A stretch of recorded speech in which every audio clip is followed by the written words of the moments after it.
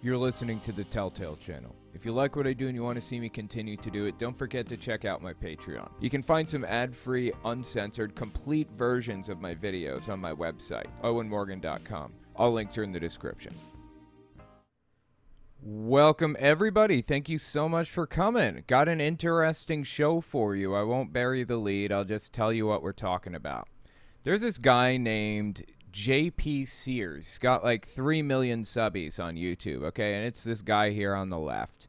I want to talk about who he is, where he came from, and where he is now. Because he just released a video titled, I Changed My Mind About God. Here's why. And this video is just, you know what? I'll let you find out on your own. It's something else. I'll say that. But let me show you the content that I was first introduced to this guy through. This is probably one of his most popular videos, I assume. It's got 16 million views on it or something like that. It's older, though, I think. This is from like 6 years ago, yeah. So it's a short little clip. Just give it a listen. He's a wellness coach and a like a new age spiritualist guru. I think he's a vegan or at least a vegetarian and like health conscious, kind of crunchy mommy type of person. So listen to this. It's called If Meat Eaters Acted Like Vegans. That salad's totally grossing me out. I've completely lost my appetite. How long have you been a meat eater for? I only eat meat. I'm going to the Meat Stock Flesh Festival. Are you going?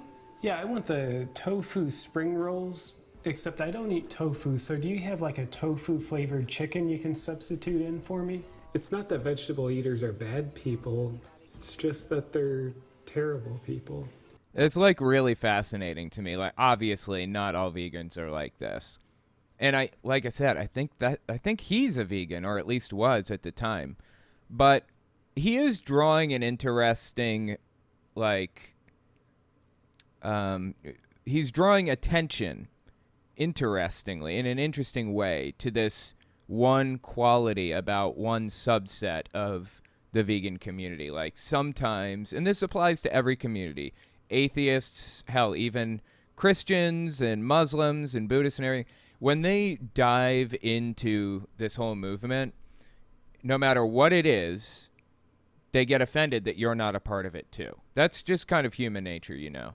And it ultimately leads to like destructive consequences. Like it does not accomplish what you're aiming to accomplish, which presumably is to convert more people to being a vegan, or, you know, converting them away from atheism or away from religion, I mean, or something like that. Being aggressive and condescending and rude and angry doesn't win people over. And I think that's the point he's making here. This sausage is a meat-based vegetable substitute for cucumber. It's got the taste and the texture of an actual cucumber, with none of the cucumber. Eating plants... Like, it sounds disgusting, right? Oh my God, I have this, I'm using autofocus on my camera. I guess I could turn it off, but it keeps popping up a little square because of that. If I turn autofocus off, I'll have to focus it myself. It gets complicated. If that square keeps popping up, I will. But anyway, keep listening here. And the texture of an actual cucumber, with none of the cucumber. Eating plants makes your body way too alkaline, which will definitely kill you. Do you really want that? All you need is some meat to be healthy and thrive. You get everything you need from meat. Beef is loaded with carbs. Orcas are even more spiritually evolved than humans, and they only eat seal meat. So that means humans should only eat meat, because it's the most spiritually evolved diet, because of orcas. Plants give off oxygen. Why would you eat them? Do you even know how dangerous deer are when you're driving your car? If you don't kill and eat deer first, you basically want people to get into car accidents. It's really interesting how he did this, right? How he kind of draws attention to a lot of the arguments and how they sound when flipped around. I think this is a super fascinating way of attacking the conversation. Now, again, I think this guy is like a vegan or was or something. I don't know. He's a healthy living type of person anyways. But I guess in this video, his intent was, what, to call out people who use bad arguments that turn people away? I'm not sure. The world's a much safer place if we eat the animals that could eat us. Broccoli, that's what my food eats. That's my food's food, and I don't appreciate you eating that. That's really funny. You should eat Siberian tigers to help them go extinct. It makes it so that they can live on through you and your children for generations to come. The best chance for the survival of their species is for us to kill and eat them. That coconut was going to grow into a palm tree. Why would you eat that? I could never eat plants that are raised in crowded farms and inhumane living conditions with less than 1 square inch of space per stalk, stuck in the soil against their will. Have you Stuck in the soil against their will. That's actually pretty good. ever thought about going meat eater to help save the planet? Or do you just not care about the earth? Yeah, see, this is the all or nothing kind of fallacy. If you don't take these steps that I believe that you should take, black and white thinking, you know, then you don't care about the movement at all, and you might as well not be involved in any way, and you're worthless, basically. That's the idea. That's really interesting how he draws attention to these. Have you seen the Kale-spiracy documentary? Kale-spiracy documentary. That's really interesting, especially considering where he is now. Just remember this in a minute. He talks about the Kale-spiracy documentary. You gotta see it. It's so heartbreaking seeing how all the plants are killed and the deforestation from the plant farming and unsustainable farming practices. Kale farming is the #1 destroyer of the environment. Once you see it, you'll never eat plants again.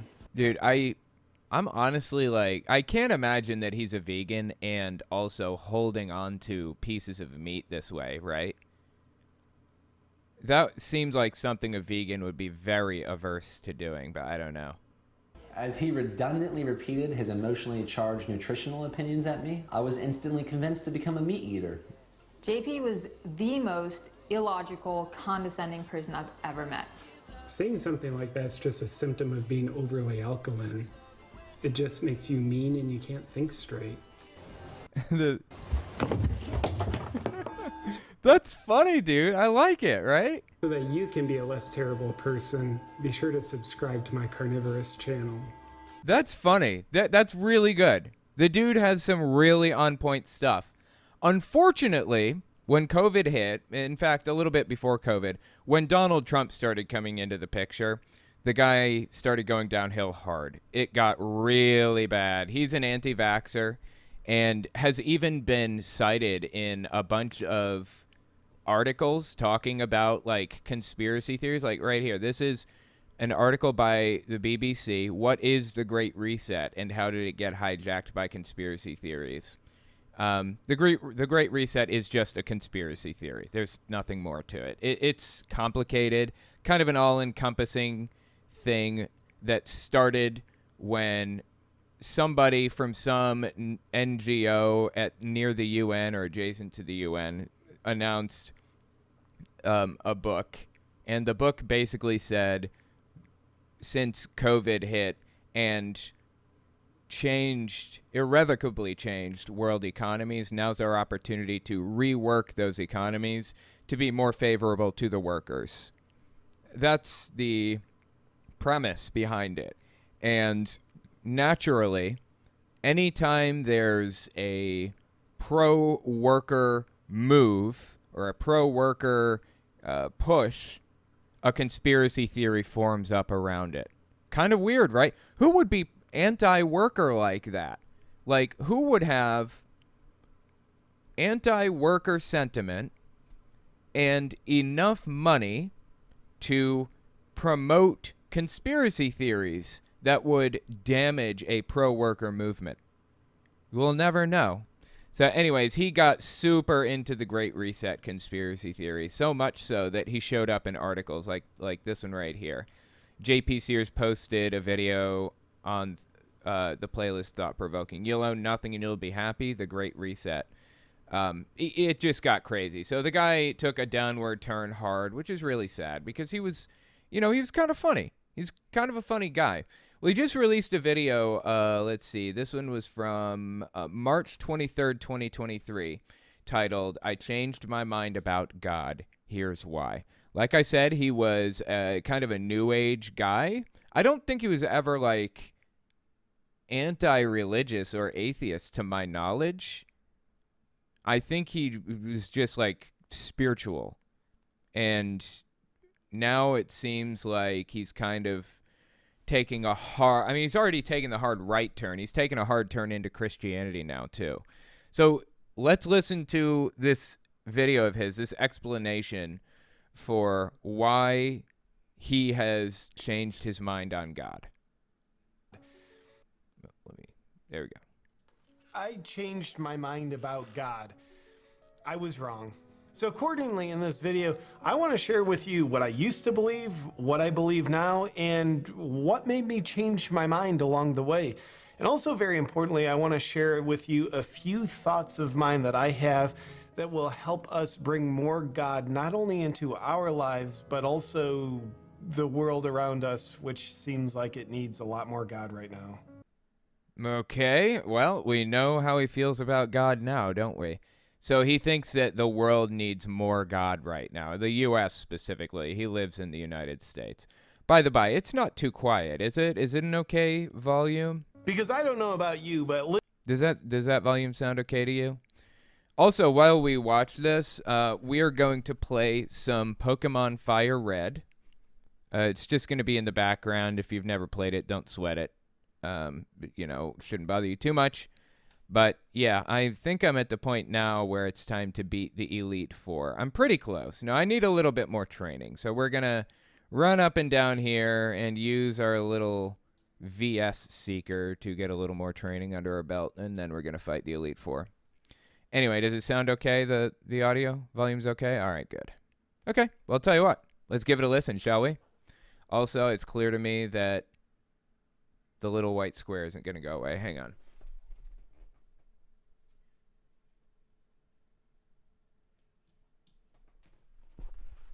All right, let me adjust it. Hang on. I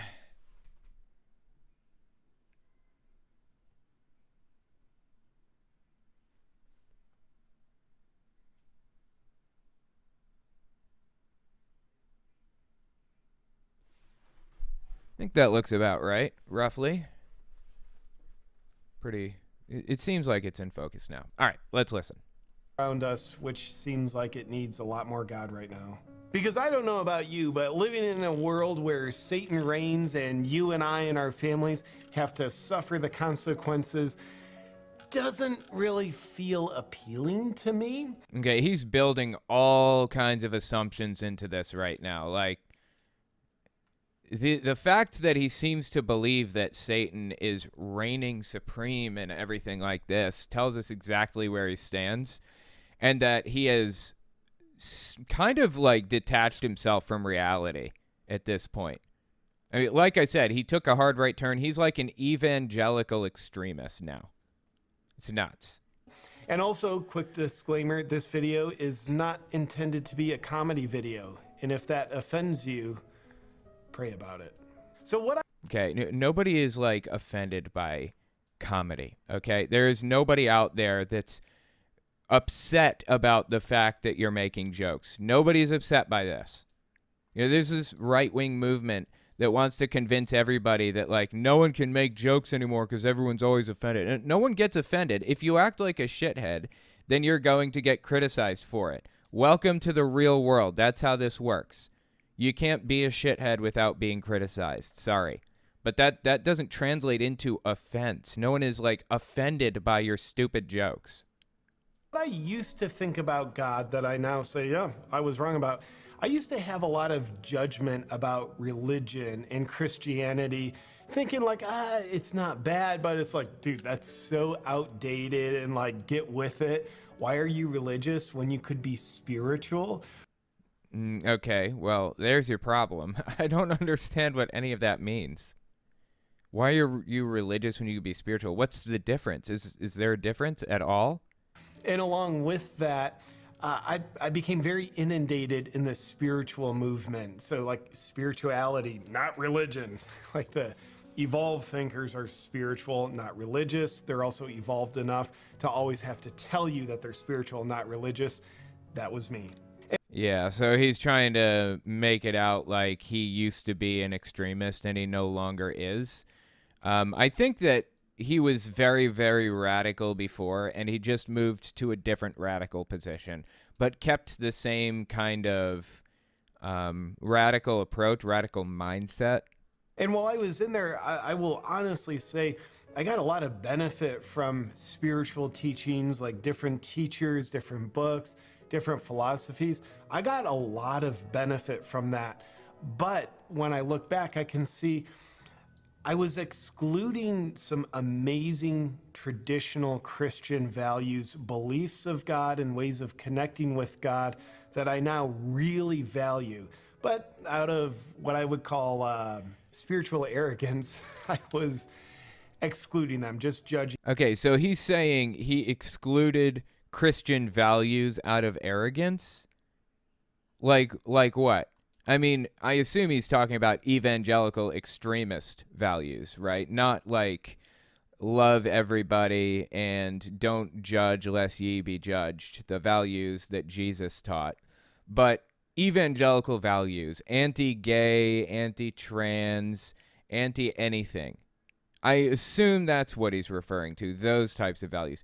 And you think that you were missing out on something by not being anti-gay because you were too arrogant to see it's the right thing to do? Like, the things that he's saying right now don't make any sense. Spiritual arrogance, I was excluding them, just judging them to be, oh, that's old, outdated stuff. And like, nah, y'all need to get spiritual like me. And with that, I didn't believe in the immense power of prayer. I used to think, well, prayer's probably a good thing. It'll maybe give you a more positive mood, a more positive outlook. But I didn't truly believe in the power of prayer, where people are directly asking God for God's support and then receiving that support from God. Yeah. Well, I mean, if there were evidence that that actually happened, then I would be totally 100% down. It's just there's no evidence of that. You know, if prayer worked, look, let me put it to you this way. If God had a master plan, he wouldn't let, as George Carlin says, he wouldn't let some schmuck with a $2 prayer book come along and fuck up his plan. You're not going to come in and change everything because you feel like it. That's not how it would work. And besides that, we can test this. And it's been tested and unequivocally proven to be false. Praying does not help you find your car keys, okay? Praying doesn't... Wait, did the YouTube video just... I didn't really... That's weird. Praying doesn't help you find your car keys. Praying doesn't cure your friend's cancer.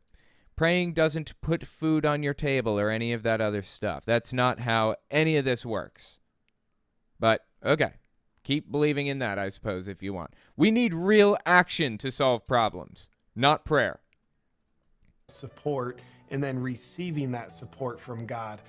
Yeah, I didn't really believe that it actually happened. And in a minute, I'll get to directly telling you what my beliefs about God now are. But first, what changed me? What happened? What I see that changed my mind? Well, one observation I've had over the past 3 years, especially, was hashtag plandemic. Yeah, he's a far-right conspiracy theorist now. Plandemic. Oh, my God, dude. If you don't know that, it's a fake documentary that's like anti-vaccine and purports that the pandemic was created by people. It's just unhinged from reality, dude. That's the name of it, is Plandemic. Maybe I should watch that on my channel. Oh, yeah, if you're interested to something else, every Wednesday and Thursday morning, 10 a.m., or 10:30, I'm sorry, 10:30 a.m. Eastern time, I kind of do this. I hang out with people, I talk to the live chat, and watch videos like this. I do it on Twitch and on my Telltale Unfiltered YouTube channel, and I'm thinking tomorrow I might watch Reefer Madness. You guys remember that old movie? It's like an hour long from back in the 1930s, 1936. And it's like anti-weed. And it's just crazy, man.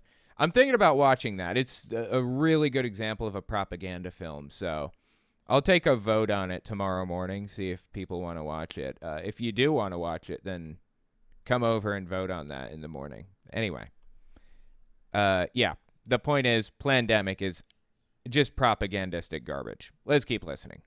Over the past 3 years, I've found myself accidentally getting more Christian. Like without even intentionally trying, like setting out on a mission, like, hey, I want to become more Christian. It's just been effortlessly happening for me. Now, I don't think I'm unique there because I've seen a lot of people and I've heard a lot of people telling me similar stories. Wow, really? And you live in the United States, right? Is it really surprising to you that people are effortlessly turning Christian, quote unquote? You think that people are effortlessly turning Christian in Saudi Arabia? You think that's a common occurrence there?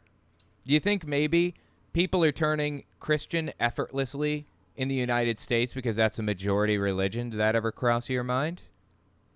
So I asked the question, why are people getting more Christian without even trying? Because they're surrounded by it 24/7. It's very intentional. You can't escape it in the United States. What a ridiculous question to even ask. Here's what I believe to be true about that. The presence of evil and Satan that evil emanates from has never been more obvious, at least in my lifetime. The past 3 years, evil isn't hiding anymore. It's coming at us through authoritarianism, movements, people, groups, companies, governments, trying to invade our minds, invade our God-given free will. Well, okay, so authoritarian movements are trying to invade our God-given free will. This is really interesting. It's kind of populist language. It's language that can appeal to anybody from any side of the political spectrum, right? But he's not from any old side of the political spectrum. He's from the far right. He's a far right commentator at this point. And that's really what he's talking about. Far right perspectives on authoritarianism. He thinks the radical left is trying to convert your children into being trans and, all that other stuff, like the whole 9 yards, all the stuff that extremist Republicans espouse, pretty much, is what he believes, as far as I can tell. As that's become more obvious, I think there's a natural polarity that happens. If you're not someone who's willing to do the devil's bidding, if you're not someone who's willing to propagate evil, then there's a natural occurrence that happens. When you're in the presence of evil, you polarize to the other extreme. Like you may not even be consciously aware of it, but the presence of evil makes you lean away. Dude, what is he even talking about right now? He's saying that when you're religious, you polarize against Satan? What? Then, therefore, what direction are you leaning towards? That would be the direction of God. Certainly the opposite of evil, the opposite of Satan. Okay, so is this like this is kind of a really interesting twist on the, what would you call it? Like it's a piece of propaganda and it's a logical fallacy. They commonly go hand in hand, but this one is called the bandwagon effect.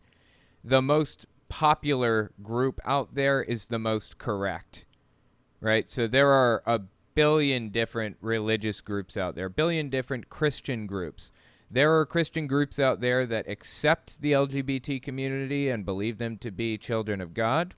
And there are some, like the one that he's ostensibly a part of, that hate the LGBT community and think they're children of Satan. But both of those groups believe that they're moving closer to God, which is the larger group. As far as Christians go, I think the extremist group is the larger one. The group that, hates the LGBT community and propagandizes about them constantly. And since that's the larger group, He's kind of leaning into the idea. He's trying to convince you of the idea that they're more correct. Mormonism does the exact same thing. There are like 15 splinter groups of Mormonism, and the largest one, the LDS Church, claims that they're correct because they're the largest. Interesting, right? The direction of God, certainly the opposite of evil, the opposite of Satan. So I think that's seeing the presence of evil. That's why I've just accidentally been getting more Christian, why so many other people are. Because right now I think the evil that's in this world is doing a great service of driving a lot of people to find God in ways that they previously hadn't. And also specifically, we could say, hey, there is an attempt to bring communism all over the world, certainly in the United States. Oops, sorry. Really? You think communism is on its way to the U.S.? You think that, like, there's an effort to spread communism worldwide? Really? This is unhinged from reality. What else do I call this? For real. This is nuts. There is no communist effort anywhere. No politicians endorse communism to any degree. What is this guy talking about? Bring communism all over the world, certainly in the United States. We don't call it that, but it is that. Well, what do we call it then? What are you talking about?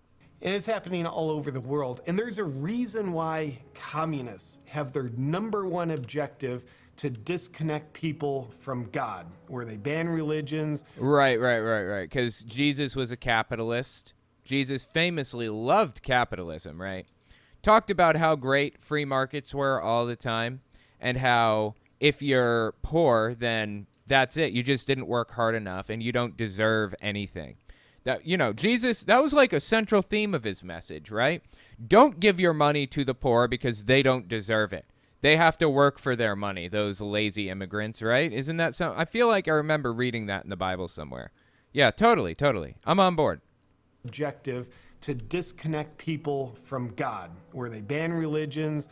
And of course, right now it's more like discouraging it, shaming it.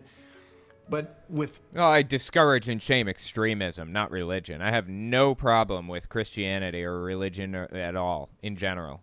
No problem with it. It's nutcases I have a problem with. Full-on communism, they ban religion. Why is that? Because they don't want people having faith in a real higher power. So if you can get people to disconnect from God, if you get people to disconnect from the teachings of God and the ways of God, the belief in God, then those communists get to be your higher power. Wow. God, dude, we took a weird turn in this conversation, didn't we? How the hell did we end up here? Well, for what it's worth, in communist Russia, in the USSR, back in the, the 30s to the 80s or somewhere in there, whenever it was. Specifically in the 1950s is when it was really big, I think, before Stalin died. Religion was not banned, to my knowledge. It was heavily regulated and controlled. And it was kind of like... it was like an arm of the state. The problem in communist USSR, communist Russia, was that the state used the church as a method of bolstering its own credibility and power. The problem was the blurring between the separation of church and state. There was no separation. They were one. And they effectively turned Stalin into like a religious leader. That was really the issue. I mean, that's actually how it happened. Now let's listen to his bastardized interpretation here. And honestly, they make a crappy higher power. They don't even make good fertilizer. That's not a good substitute for God. But for people who want to control you, which is what evil is, anytime someone tries to control you in a way that's not in your best interest, that's what I call evil. So for the force of evil, that is communism, wanting to control you, they realize people who have a faith in a real higher power, God, they're not controllable. So we have to become their higher power. We need them to depend on us, not depending on their faith in God, but that we need them to depend on us.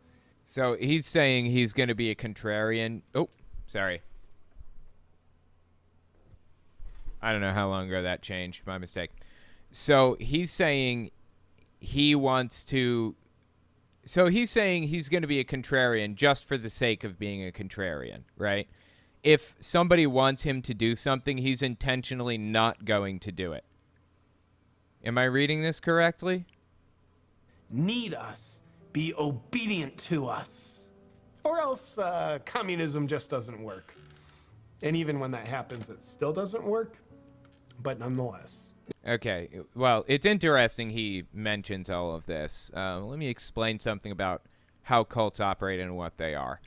A cult, at its most fundamental, is an attempt to control a group of people. They exercise control over others. The bite model, a model used to determine if something is a cult or not commonly, it has its problems, generally, but aside from that, the BITE model is an acronym, stands for Behavior, Information, Thought, and Emotional Control. It's the 4 ways in which cults control their members, right? You have to control people in these 4 categories, in these 4 different ways, or you risk losing control over them. If they lose their ability to connect with somebody emotionally because you've told them they're supposed to shun outsiders, they'll start looking out for new information. If you block their information and their emotional connections with outsiders, they'll start thinking about things more critically. That's the thought control, the T in BITE. You have to control these 4 areas of somebody's life, or you risk losing control. That's the idea here. It's basically an abusive relationship between a group and a cult leader. That's what a cult is at its most basic. Now, what he's saying here, let me step back. And even when that happens, it still doesn't work? You're talking about controlling people and stuff. The problem with cults is that they never really fit into society quite right. Like, there's always some conflict with wider society, and it varies from church to church, from cult to cult, group to group. With Jehovah's Witnesses, they've had many, many, many different conflicts. For example, Jehovah's Witnesses have put their best effort into effectively turning themselves into a government. They want to act as the government for their people, right? But in doing so, they drop the ball constantly. They mishandle cases of child mistreatment, CSA cases. They mishandle everything constantly. Because they have a rule called the 2-witness rule, where there have to be 2 witnesses or 2 victims before anything is done about anything at all. And that's not how the real world works. Police have other resources at their disposal, like, DNA testing, forensics, and stuff like that. That's why we have police in society. But Jehovah's Witnesses kind of refuse to bring outside authorities in to deal with problems. And they view every problem as internal. Here's another example. They refuse to take part in militaries of any sort, no matter what, ever. Even if it's just you're like a cook, or even if you're just a janitor or something, you're not allowed to be part of a military under any circumstances. And there are some countries out there that, it's mandatory that you be part of their military. Every person has to be part of the military. Now, most of those countries have exemptions. You can do community service instead of joining the military. But there have been times when Jehovah's Witnesses have told their people in some countries to bribe officials to get the card that says that you served. There's always some little hang up with cults, something where they don't fit into society, because as a society, as a civilization, we expect people to act in a certain way, in a dignified way, and respect each other's rights. And cults have something, or cult leaders have something of a superiority complex, and seemingly like to put their people through serious trials, like serious problems. I mean, what is somebody checking themselves out at a leader's behest, if not the ultimate expression of control over that person, right? And I feel like the group that he has found himself to be a part of now, this guy here, this evangelical kind of extremist group, it's a cult. This kind of MAGA extremist group is very much a cult. They've convinced their people that they are correct about everything, and if you disagree, then you need to be removed from their lives. They limit the information that they take in. They limit the emotional connections that they have with others that are not part of the group. They've changed their behavior to closely match up. They're almost like clones of each other, you know? And they've completely shut down critical thinking. They use thought-terminating cliches and loaded language and everything exactly the same way that a cult does. Now, what this guy is talking about is his conflict with society. Every cult has that conflict. This is him expressing his interest in conflicting with wider society. You know, Jehovah's Witnesses don't join militaries. His group is going to refuse to take a vaccine or even refuse to take COVID tests. You know, it's not even about like taking a vaccine. You don't want to take the vaccine? Fine. We never had a vaccine mandate in the U.S. Take a weekly test as an alternate. That is the only expectation. Throughout the entire pandemic, you were expected to take a weekly test, and you could be exempted from that weekly test by getting vaccinated.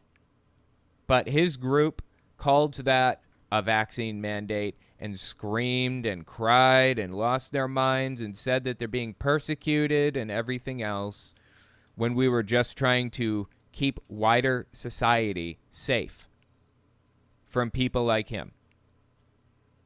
So I hope that I have firmly established that this guy is most definitely part of a cult, unfortunately. But nonetheless. Now, there's a lot I don't know, but one thing I do know is when you have faith in God, you are not controllable. You're not.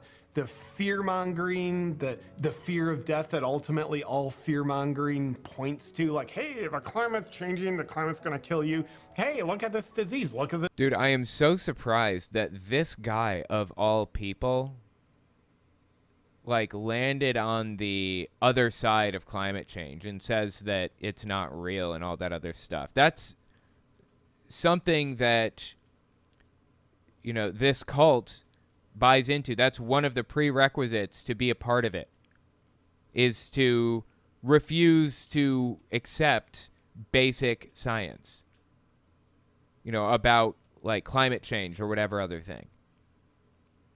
And it just blows me away that he ended up on that side knowing where this guy came from.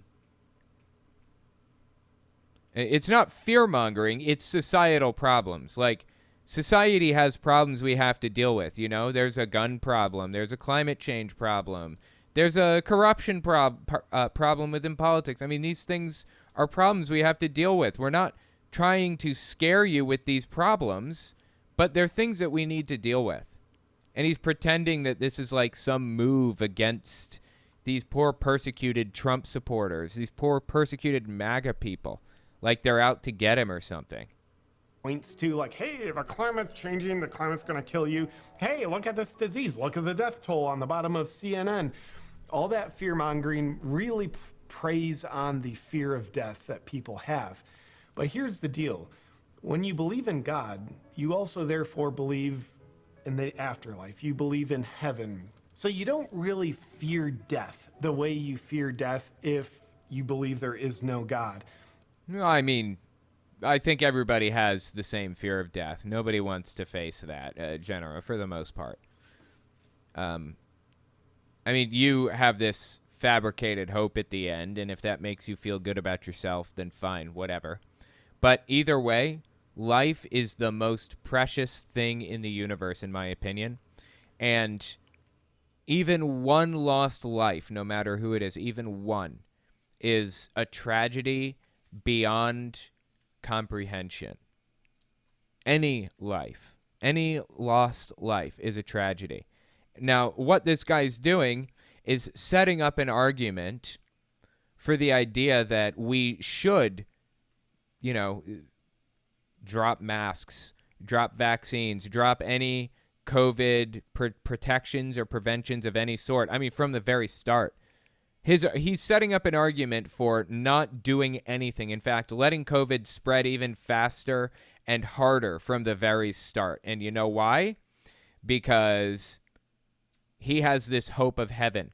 You know what? Why is it so bad for people to die and go to heaven? That's like the mindset that he's picked up. That's unglued from reality and so sad.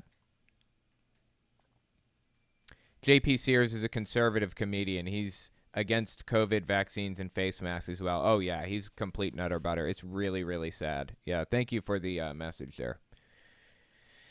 Really sad stuff, man. He's always kind of had weird views, but in recent years particularly, it's bad. It's real bad. Kyle Nobles, thanks for great content. Unfortunately, I have friends who adore JP Sears, for the far-right anti-vax and anti-trans... and anti-trans. Yeah. Yep, absolutely. He is like a, what would you call it? Kind of like a celebrity in those circles, sadly. And he's huge. He's got like 3 million subbies. It's crazy. Bald Thanos, here's my weekly tithe for a cup of coffee. Thank you so much. I appreciate it. What is the cat? Scrap. Quit it. Bad. He's such a bad kitty sometimes. Anyways. Do you think it's possible that God exists and is benevolent, but is just incompetent? I mean, yeah, anything's possible. I think if you believe in Christianity, then you couldn't possibly think God is incompetent, right? That's like a prerequisite to believing in God as a Christian, is to believe he's not incompetent, that he's all-knowing and all-wise, right? I mean, I guess it's a possibility. I couldn't say. I enjoy your show, Owen. I believe in God, just can't attend any organized church. Yeah, I totally get that. I totally get that sentiment. You know what? Let me capture the audio because I can hear really loud noises. Hang on.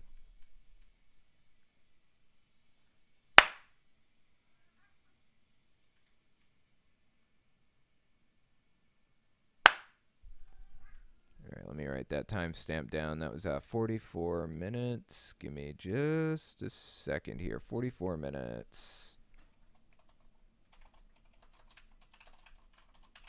Got it. Audio correction. Okay. Dude's not new. Thought he was full of it years ago. Glad you covered these nuts. I appreciate that, Steve Brown. Absolutely. Yeah, this guy definitely needs to be covered, especially since he released this absolutely unhinged Got God episode, or this Why I Love Jesus episode with a Got God shirt on. It's just crazy, man.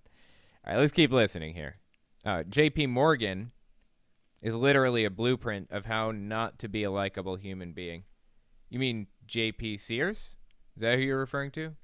I think JP Morgan is the first part of the name JP Morgan Chase. Anyway, let's keep listening. Why? Because you're like, well, okay. Sorry, let me step back a little bit. Your death if you believe there is no God. Why? Because you're like, well, okay, if I die, which I don't want to, but if I do, okay, I'm in heaven. That's actually beautiful. So, Yeah, and he uses that as a justification for allowing more people to die during a pandemic. Who cares? I mean, they're going to heaven anyways, probably, right? And if they don't go to heaven, they'll go to hell, and they deserved it. So, yeah, just let your grandma die of COVID. Let the millions and millions. How many millions of people have died from COVID so far? Not just in the U.S., but worldwide. Was it 6 million worldwide or something? How many people have died from COVID worldwide? 6.9 million looks like, roughly. 6.9 million people. Let them die. And those are with the precautions we took. How many people would have died if we hadn't taken any of the precautions the way that he's suggesting? I could see arguments for the idea that it could be as high as 10 million, maybe even as high as 20, higher. That's what he wanted. And here's his argument. Why not? Who cares? They're going to heaven anyways. I don't care. This is the real danger of religious fundamentalism, or one of the many. Life is precious. It gives you an excuse to completely devalue life and not care. And that's just disgusting, man. So the brave, bold freedom statement of it's better to die on your feet than live on your knees becomes something that people of faith will live by. Okay, you know what? Fine. It's better to die on your feet than live on your knees. That's a weird statement, but I get the idea behind it. The sentiment is it's better to die a free man than die a slave. And that's an honorable thing, right? An honorable position, in my opinion. Except there aren't any, authoritarian extremist crazies out there trying to control you the way that you seem to believe. This isn't happening. This is in your head, okay? The U.S. took reasonable precautions. They even fell short of what I think they should have done. I think that we should have had a federal lockdown. We never had a lockdown in the United States. I mean, state to state, some states shut down certain essential services, or certain non-essential services, I'm sorry. It was not organized, and people are free to travel from state to state, so that didn't really, solve the problem or benefit us as much as it could have. The vaccine mandate never existed, never had one. It was a testing mandate, and it was so easy to get out of it. It's absurd. All of it was half measures all the way down. And he's complaining about being oppressed over practically nothing. It's embarrassing. That's why communists, globalists, anyone who wants to control you purposely tries to disconnect you from God, because God's way is freedom. Who's trying to disconnect you from God? What? Evil constricts, God frees. God gives us free will. That's our expression of freedom. That's God's way. Communists don't like that. Globalists don't like that. Globalists, he says. Globalists. That's FYI, if you're not familiar with the term, it's usually a dog whistle for Jews. It's a more polite way of saying Jews. So if there are any kind of social norms or expectations at all, then I guess that means that Satan is involved. There should be absolutely zero social expectations or norms. Weird, because I was under the impression that Christianity had all kinds of social expectations and norms. Is that weird to anybody else? So they're perfectly A-okay with gay people getting married and everything then, right? Because freedom is God's way and restriction is Satan's way. Is that right? Am I reading this right? So you're okay with trans people getting gender-affirming surgeries and hormones and stuff then? Because that's freedom? Is that right? Because God's way makes you uncontrollable to them. And we can see that tyrannical authoritarians attempt to disconnect people from their faith in God. It's certainly at play now. Now, statistically, 50 years ago, 98... No, hang on. You can't just say something like that and then just walk away. We can't. Who is we? We can see. What was authoritarians trying to disconnect people from God? How? Who specifically? In what ways? Show me in what way there's some systematic effort to disconnect people from God. If you believe that, you live in a fantasy land. This stuff is why I became a Buddhist, right? It's absolutely nuts, dude. Vaccine mandates are not oppression. For gosh sake, take the damn vaccine. Do you think that I qualify as a rational Christian? I would say so, yeah, 100%. You've come across as a rational Christian to me. You and I disagree on a few things, but that's totally fine, you know? People can disagree on things, right? Nothing wrong with that. The problem is when there are dramatic clashes with society in general, when there are like dramatic hang-ups and issues that come to a head and end badly, you know? I don't know. It's just, it can get really ugly when you're dealing with people like, you know, people in cults. Get that right-wing cash, JP. Easy dollars. Yeah, absolutely.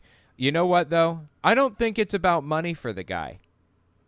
I think a lot of these people genuinely believe it, really. Even Dave Rubin. I think these people are true believers, honestly. It's just disturbing stuff, man. In fact, I have a pet conspiracy theory of my own, since we're talking about conspiracy theorists. I have a conspiracy theory that, you know, Russia has historically meddled in our social media networks and used our free speech laws against us in the United States, like a lot, right? And they even created, famously, right-wing social media groups and left-wing social media groups in an effort to just create radical polarization between two groups. And it worked. You know, it caused chaos the way that Putin intended. I mean, this is not up for debate. This is established fact now. We have, you know, names of Facebook groups and the memes that these groups spread. But I have this conspiracy of my own where I suspect that Putin, like, gets people close to famous actors, famous people, famous influencers, JP Sears, Elon Musk, I mean, whoever. I mean, that's not a conspiracy. We know they do that too. People have been convicted, or they've been indicted for that by the U.S. government, for doing that exact thing, acting as Russian spies to get close to people of influence. And my suspicion is they create, like, these Facebook posts that are intended to propagandize to these very specific people. You know, they get people close to them, and they find out what subreddits they browse and what Twitter accounts they follow and stuff, and then they pay those Twitter accounts or those subreddit mods to put up a post that will slowly but surely propagandize and red pill these people, or just brainwash them, basically turn them into nutcases. I've suspected that for a long time. If Russia can get a few really, really high-profile influencers to start speaking out against, you know, the deep state and speaking in favor of QAnon and all that other garbage, it just furthers division and polarization. Who knows? Like I said, it's a conspiracy. I have no evidence for that, aside from the fact that Russia does create social media groups that spread memes, and they do get people close to high-profile people. So just kind of connecting the dots on that. These goons are the reason I watch Matt Damon movies. Bald Thanos. Appreciate that. I don't think I've watched a Matt Damon movie in a while. I'm not sure I understand the connection to that. Matt Damon is pretty good, though, from my recollection. Anyway, thank you for the super chat. I appreciate that. The far-right morality police are worse than anything from the 30s. I think you might be right, although McCarthyism was pretty bad. McCarthyism was horrific, actually. Oh, my God. I've talked about it a little bit on my channel. This stuff is why I became a Buddhist. Okay, hit that one. Okay, I think I'm caught up. I'll wager you're right on the money. I appreciate that, Marianne Night Owl. All right, let's keep listening here. It's certainly at play now. Now, statistically, 50 years ago, 98% of Americans believed in God. Today, statistically, just 81% of Americans believe in God. And then from a political perspective, it's actually interesting to see that just 64% of Democrats believe in God, while 92% of Republicans believe in God. Yeah, I don't trust a single word out of this guy's mouth because he's a propagandist. Don't believe these statistics unless you look them up. In fact, I think his first statistic was incorrect, even, the 81%. I don't know, maybe I'm incorrect on that. The point is, look it up.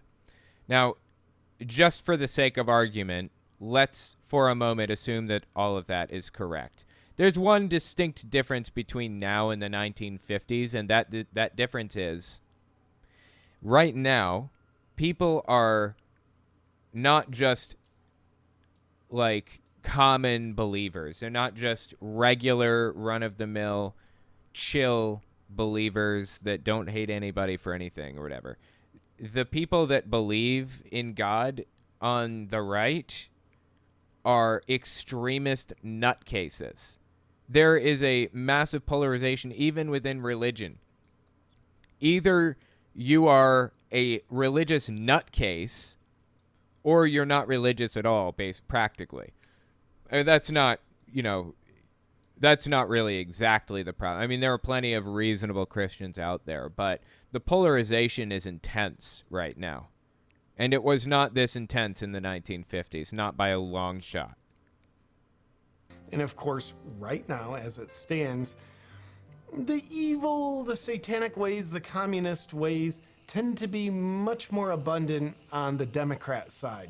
So it's not too surprising. The evil communist ways are more abundant? I mean, can you cite any examples? Like, I'll take literally anything. What are you talking about?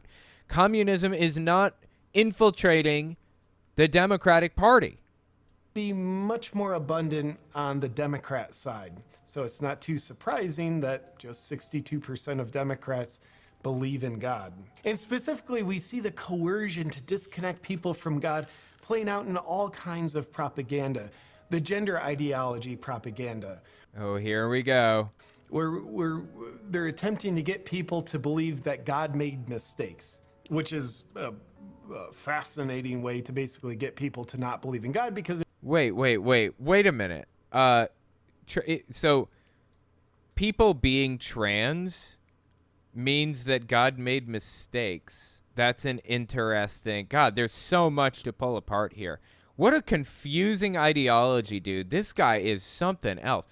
Okay, well, we've got, these people like to doubt the existence of trans people. So let's just step away from the trans issue for a moment and address the gay issue. Let's just say gay. He believes being gay is wrong, ostensibly, right? Did God make a mistake there? I mean, how would you, if he believes that it's a mistake or it's bad, and God created gay people, how do you rationalize that? I don't understand. Where is his head? Either God created us and he made mistakes, or he didn't create us. I don't understand where his head is at all. I don't understand where he's going with this. Where they're attempting to get people to believe that God made mistakes, which is a fascinating way to basically get people to not believe in God, because if you believe in God, you probably believe God doesn't make too many mistakes. Like, hey. Yeah, FYI, the idea that God is all-knowing and all-powerful is not biblical. That's not something that came about in Christian theology until, like, centuries after the Bible was written. It was already established, and they were just kind of creating their own beliefs around the Bible when this one popped up. Same with the Trinity and the belief in hellfire. This stuff is not in the Bible. It's not supported by Jesus, not believed by Jesus. None of it is really Christian, quote unquote, in the truest sense. Here, let's step back a little bit here. Because if you believe in God, you probably believe God doesn't make too many mistakes. Like, right. So the idea that God's all powerful and all knowing makes absolutely no sense, honestly, from a biblical perspective. Just go back to the book of Genesis and read about how God was wandering around looking for Adam and Eve, couldn't find them, didn't know where they were. That's a weird thing for God to do if he's all knowing and all powerful and all wise, right? God was never supposed to be...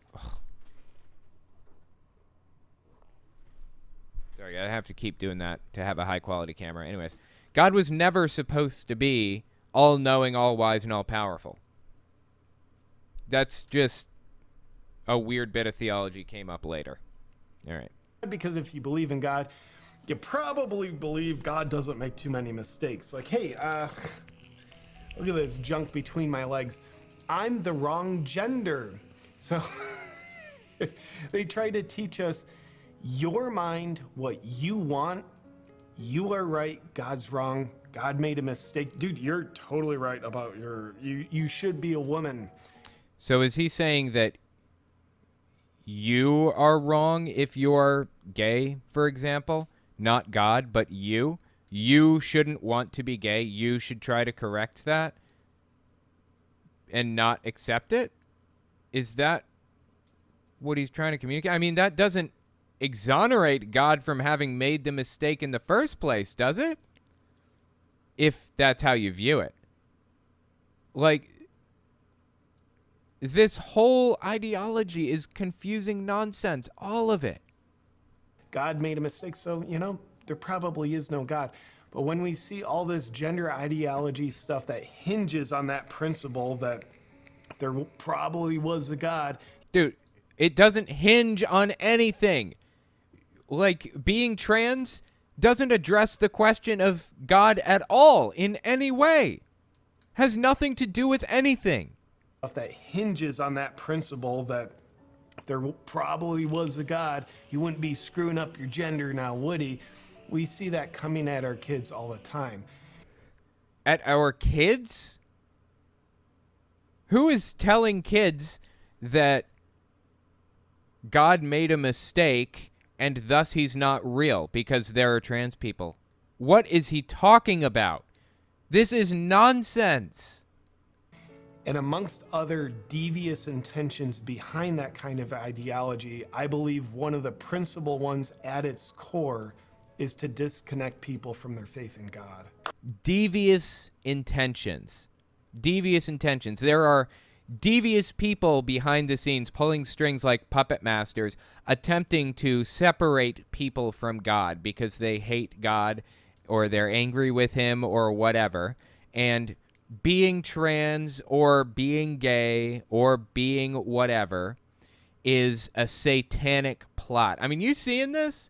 You seeing where this guy took this? It all started out fairly middle of the road, mostly reasonable, and then just slowly but surely took a far right turn and nosedived into the side of a mountain. This is nuts, dude. So here's what I believe now. I now look at traditional Christian values with a lot of respect and reverence, and I'm integrating those more into my life. I will make no claims that I'm the world's best Christian or most devoted Christian, but I'm looking at these Christian values and they make way more sense to me now than they previously did. Christian values around faith in God. Christian values around family first. Okay, what Christian values are there that revolve around faith in God? I don't understand. Is he saying like you should put prayer before everything and try to solve every problem by praying about it instead of, not in addition to, but instead of taking real tangible action like, I don't know, gun reform, for example, to stop mass attacks in schools? Is that what he's talking about when he says faith in God? I mean, I really don't understand what he means. And family first?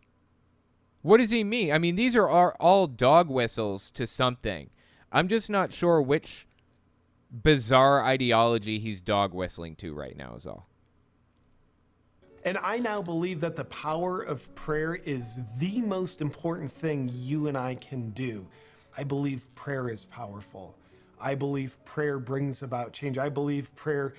But look at the effect here. You can see the camera zooming in. That's really interesting.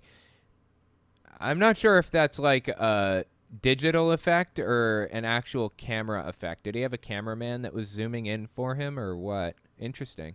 Prayer is powerful.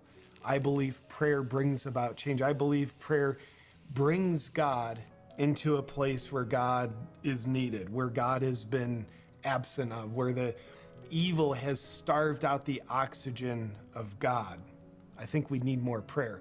Now, Okay, great. Fine. I don't have a problem with that. Go nuts. Pray to your heart's content, but don't substitute real, tangible action for prayer. You should be taking real action to solve problems, like gun reform. I don't know for sure. Here's how I look at prayer. You just imagine you're in an underwater submarine as opposed to the above water submarines. Okay. But nonetheless, you're underwater in a submarine and you've got a limited oxygen supply. When oxygen starts running out, you're in trouble. And you look around the world today, people... Well, for what it's worth, this is kind of interesting.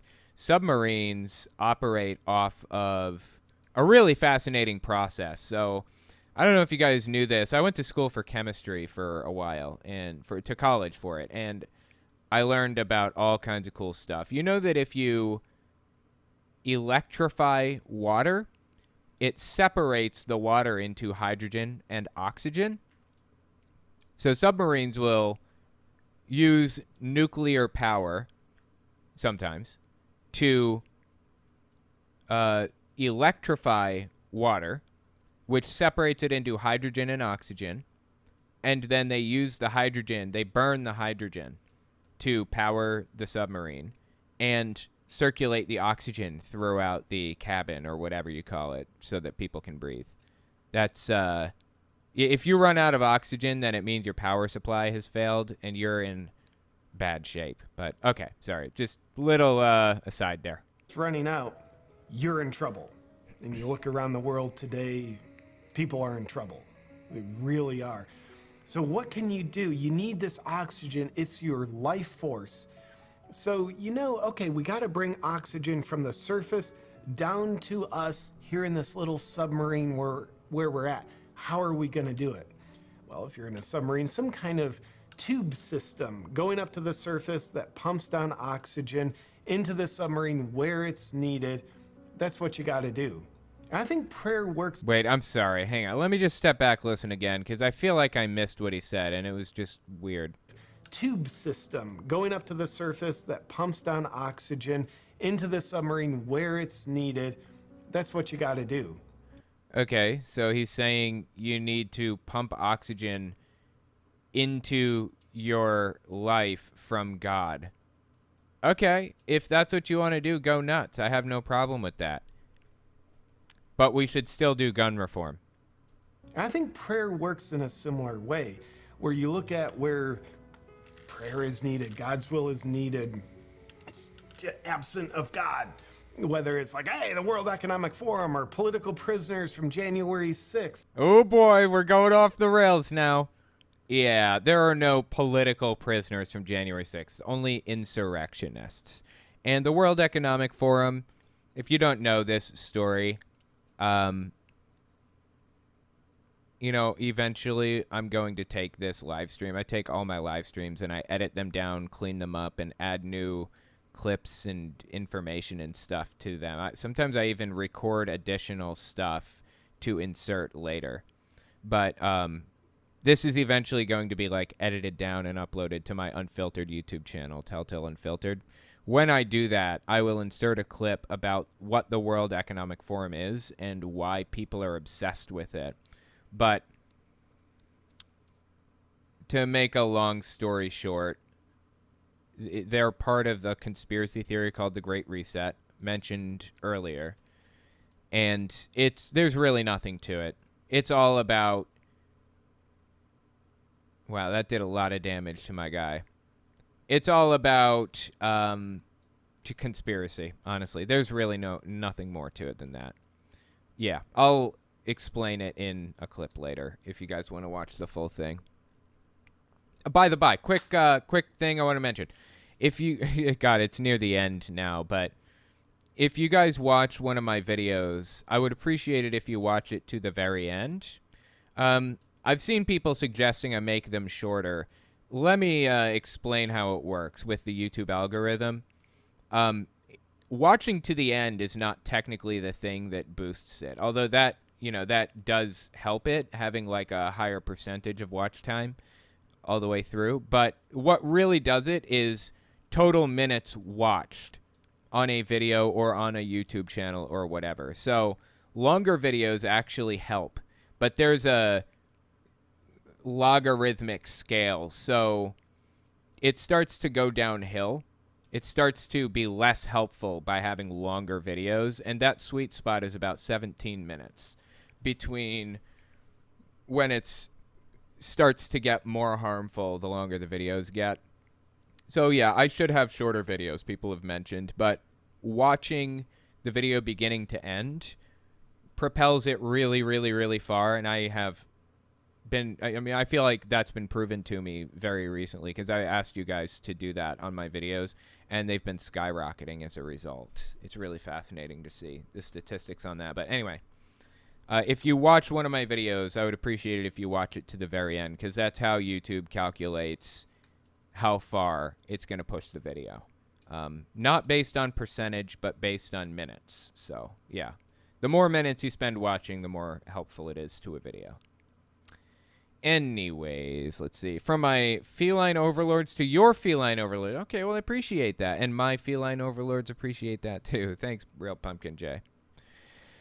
Zinka Cat. Fun fact, Chicago is home to the US-05 submarine, or U-505 submarine, I think. It was captured in World War II and is now on display at the Chicago Museum of Science and Industry. Really? That is really interesting. That fact was quite fun. Thank you so much for that. If prayer solves all problems, then why have laws against gay marriage, rape, etc.? Just pray them away and Bob's your uncle, right? Exactly. Honestly, I feel like if you want to believe that prayer resolves a lot of the problems that you have in your personal life, that's perfectly okay. But we live in a society and we have to function as a society and assume that those elected leaders are the only ones that are, can get anything done. You have to assume that this is why separation of church and state is so fundamental. You have to rely on elected officials to do something to resolve problems for you. Because prayer, it's been proven without a shadow of a doubt, prayer does not resolve political issues.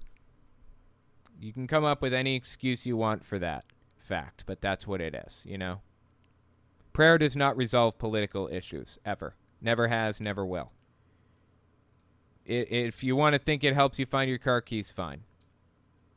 Anyway, yeah, thanks for the super chat there.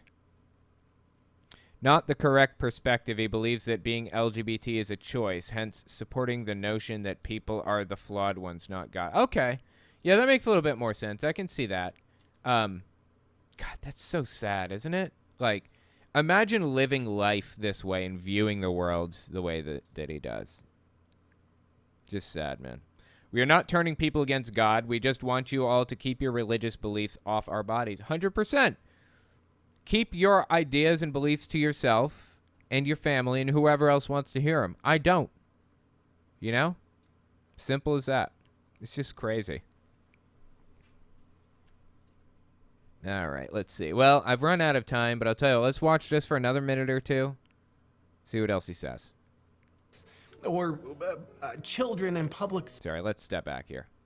It's absent of God. Whether it's the World Economic Forum or political prisoners from January 6th, or children in public schools, or individual situations you or I might be in. We need God. We need blessings. We need support. How are we going to get it? See, this is the problem. He's applying a hope that prayer is going to solve the problem he's applying that concept to political issues. Prayer should never, ever be the answer to political issues. So cool, we're in the submarine. I believe prayer becomes the tube that channels the oxygen of God down to us. So it's like, God's there, but we got to bring God into this situation. So I think when we're in a prayerful state of mind, we're opening up a channel to bring God where God is needed. And how the system tends to be set up, the way I believe God set it up, is we have free will, which means God loves us enough to function disconnected from God, if that's our choice, or we can bring God into this situation. So I believe when we pray, we're opening up a tube to directly connect from God and bring God into the space over which we're praying. We're bringing oxygen where it's needed. Fine. Prove it. Prove that any of this works the way that you say that it does. That's all I'm looking for, is a little bit of proof. Otherwise, until you can provide that proof to me, shut up and let our elected representatives do the work that they're supposed to do. And stop turning to prayer for those solutions that the elected representatives are supposed to be enacting. Sounds kind of artsy-fartsy. Obviously, that's not scientifically true. I love it. He says it. Yeah. No, it's not scientific. It's not true in any way, shape, or form. But okay, go on. But maybe it's metaphorically true. But nonetheless... Okay, I don't know what that means, and that doesn't get us any closer to gun reform, so I don't know why I should even care. I now view prayer as essential. It's what we need, and that's how I think it works. And get this, right now, I think we're at a time of spiritual warfare. We look at what's going on in the world, conflict between different nations. Okay, I'm going to call it there for now. I'm going to continue this on my Unfiltered YouTube channel. If you are watching the stream the night that it airs, meet me over on Unfiltered, 10:30 a.m. Eastern Time. If you're watching it after the fact, the next day or something, and you've already missed the stream, check my website, owenmorgan.com. I upload the videos that I release to that. It's kind of an aggregator. Just search for JP Sears on there, and it should pop right up for you. Or just go to my Unfiltered channel. That's where it'll be ultimately. I'm not sure exactly when it'll release publicly or what, but yeah, I'll put it up there for you guys to see if you want to. Anyways, this is actually really fascinating. The guy is leaning heavier and heavier into these like really extreme positions, like talking positively about the January 6th insurrectionists and everything. This is just crazy, man. Let me know what you think in the comments. Love my indigenous beliefs over God's feelings. Absolutely.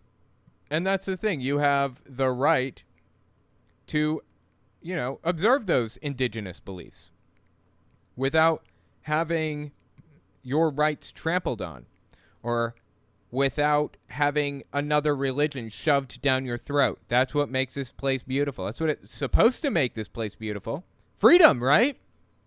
Freedom to believe the way that you want without fear of persecution for your beliefs, without fear of others shoving their beliefs down your throat. This is like the classic battle that you get with people like JP Sears. Your right to swing your fist ends at the tip of my nose. You can swing it anywhere you want except for right here. When you swing your fist right here, it's not you exercising your rights anymore. It's you violating my rights. What JP Sears is basically doing is he's swinging his fist around in trying to spread his Christianity, you know, through the state by getting it shoved into schools and getting teachers to preach the Bible and pray with students and stuff like that. He's swinging his fist around and punching other children in the face. And when, you know, somebody steps in and says, you can't do that, he says, they're hitting my fist with their face. Somebody stop them. I'm being persecuted because I'm not allowed to hit them in the face. That's the tactic that this guy and many, many, many other televangelists and evangelical Christian extremist types take. That's the strategy. In fact, that's the strategy the KKK has used forever. I covered a video, an interview with the KKK Grand Wizard on CNN back in 1982. It was on my main channel. And, in fact, it came out not long before this video came out that I'm doing now. But the argument presented by the Grand Wizard, bedsheet and all, was white people are being persecuted because they are not allowed to persecute black people. White people are expected to integrate and share a bus and a bathroom and a water fountain with black kids. Well, that's white persecution right there. What about whites' rights? In fact, back in the 1950s and 60s when the civil rights stuff was going on, let me see if I can find a picture of this. Hold on.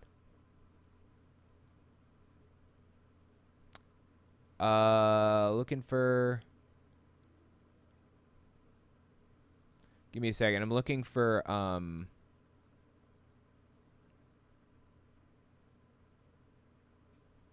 shoot, I was looking for a specific, like, protest sign back from the civil rights era.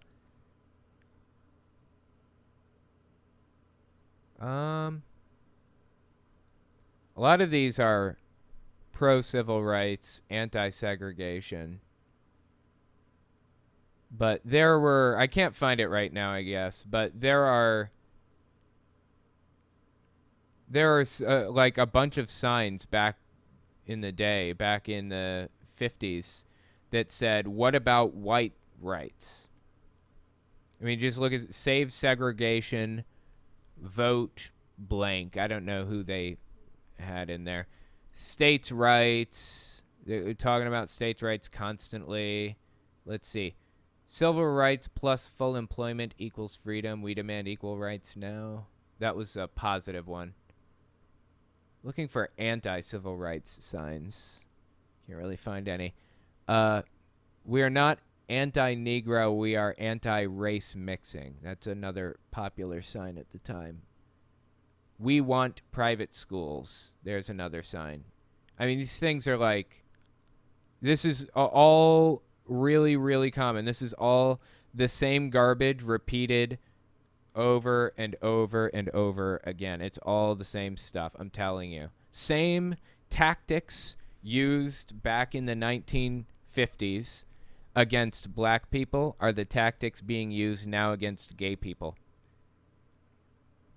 Stop forced busing. Forced busing is where the government was trying to encourage integration. So communities were separated into blacks and whites, black neighborhoods, white neighborhoods, and the government was trying to integrate the two.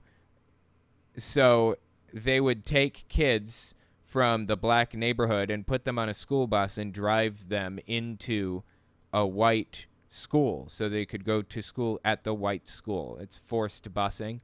And you know, any civil rights or anti-civil rights protesters out there spoke out against forced busing. No busing, no abusing. Our children will not be bused. Our rights, blah, blah, blah. Oops, didn't mean to hit that button. I am Jim Crow, and I shall live forever. Sponge, Society Prevention of Negroes Getting Everything. Getting everything. See, the black people were getting everything that they wanted, and the white people were having it taken from them. White people are losing things to give to the black. See how this gets flipped around? See how it starts out with white people punching the black community in the face? And when they try to make things equal, or if somebody says, stop that, white people say, you're taking from me, you're violating my rights, I have a right to swing my fist. It's, you know, a tactic that's been around since the dawn of time. Anyway, let me know what you think about it in the comments. This is just, this isn't surprising to me at all. Like, even a little bit. This is all the same stuff recycled all over again over the span of 70 years. And you know what else? The children, I mean, I don't know if you've seen the children in any of these images that I've popped up here. Hold on.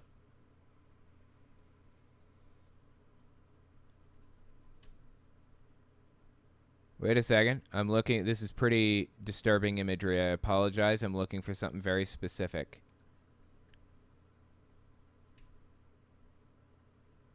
Oh, damn it. I'm looking for a specific image. Oh, here. Here. Yeah, here. See this child in this car here? See if I can pull it up. There we go. See this child in this car here? Southern whites are the Negroes' best friends, but no integration. And this child is in full Klan garb with the hood and everything. You know when this picture was taken? Somewhere around 1955, 1960, maybe. Integration was seriously being discussed in the mid-60s. How old is that kid now? This child must be about 70, right? Somewhere in there. Maybe even 80, depending on the year. The people fighting gay rights right now were the children in this car fighting black rights in the 1950s and 60s. It's the same people. That's why it's the same arguments. Because they were around to hear it. And guess what? In 50 years, when gay rights have been more secured, and they will be, there's going to be a new target. And the children of the people fighting gay rights now will be fighting that new target then. That's just how this works. You just don't give up. You just don't give up.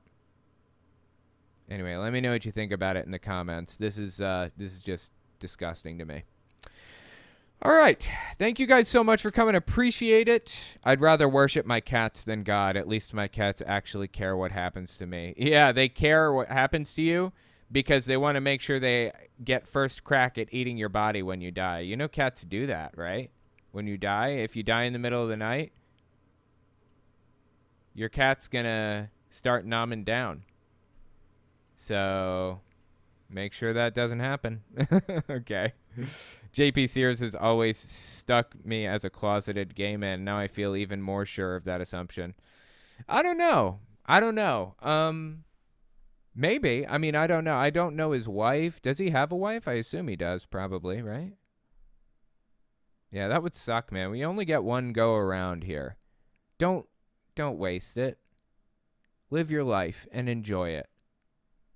What's the point if you're not enjoying things, right? Anyway. All right, guys. I'm outie. Thanks for coming. I'll see you guys hopefully tomorrow morning. If not, I will see you guys next Tuesday, okay? All right. Have a good one.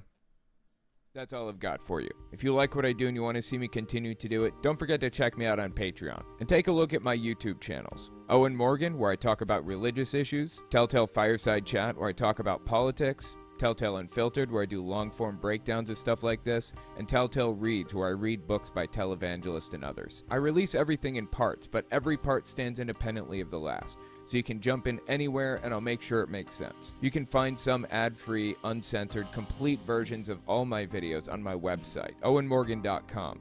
And while you're there, don't forget to sign up for my email list to get early access to everything. All links are in the description.